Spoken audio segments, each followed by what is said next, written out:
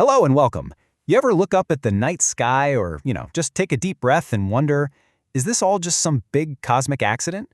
Well, today we're digging into a text that argues, nope, not a chance. We're going to walk through a case made for an intelligent designer, and it all starts way out there with the planets themselves. So, the argument kicks off with this simple idea. Just quiet your mind for a second. The author asks us to push aside our assumptions and just feel, to open ourselves up to the possibility that there's a supernatural power in control of everything, maybe even prearranging the very course of our lives. And right there, that's the core question that drives this whole thing. It's a huge one, right? But instead of just leaving it as some big philosophical mystery, the author tries to tackle it head-on, laying out what they believe is clear, undeniable evidence of a grand, intentional design. All right, so the first major piece of this puzzle isn't even on Earth. It's out in space. The argument is that our solar system isn't just some random jumble of planets.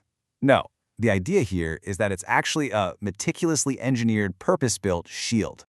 This is where it gets really interesting. The claim is that every single planet has a job, and that job is to protect Earth. So Mercury, Jupiter, Saturn, they're basically our cosmic bodyguards. The author even says that if just one of them were to shift its orbit, the whole system would collapse, and life here would be totally impossible.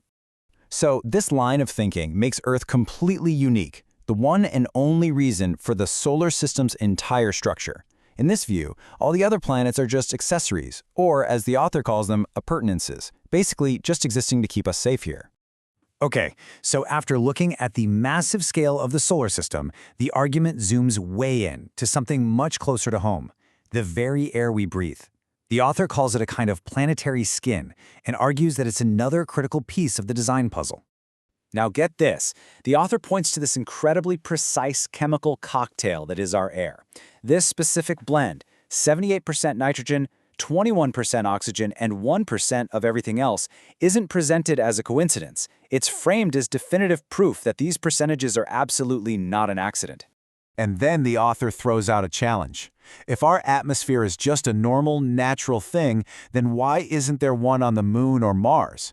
By pointing out their bleak and desolate landscapes, the argument tries to pivot us away from the idea of random chance and toward intentional design, just for Earth.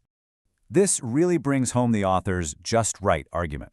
They're saying our 21% oxygen level is perfectly, and I mean perfectly, calibrated. Any less, and we couldn't survive, like the thin air on Mount Everest. But any more, the world would become a tinderbox, where a single spark could literally set a whole forest ablaze. And it's not just about the oxygen. The argument covers the other gases too. That huge amount of nitrogen? Apparently, it's absolutely essential for creating the compounds that plants need to grow. And that tiny, tiny fraction of carbon dioxide, the text claims it's perfectly tuned to act like the planet's thermostat, keeping the oceans from either boiling away or freezing solid. Okay, so with all this evidence, from the planets to the air, on the table, the argument shifts gears. It moves from just observing things to interpreting them. Is all this fine-tuning just a cosmic coincidence, or is it the product of a conscious design? To explain the logic, the author uses this really simple analogy. Think about it. If you walk into a city and the streets are perfectly clean and tidy, you don't just assume it happened by itself. You figure there must be a sanitation department and a good manager in charge. Well, the text applies that exact same logic to the entire universe. And that analogy leads right to the author's central claim, which is, wow, a bold one. In the universe, there is absolutely nothing that happens naturally or spontaneously. It's a complete and total rejection of random chance. The point is, just like a farmer has to tend their crops, everything in the universe needs active, hands-on management. So, if we follow this logic, that the solar system is a shield, our atmosphere is perfectly mixed, and nothing happens by chance, where does that leave us? All these points are building toward one final, ultimate conclusion about this so-called unseen manager. For the author, this incredible order we see isn't just a hint, it's solid proof.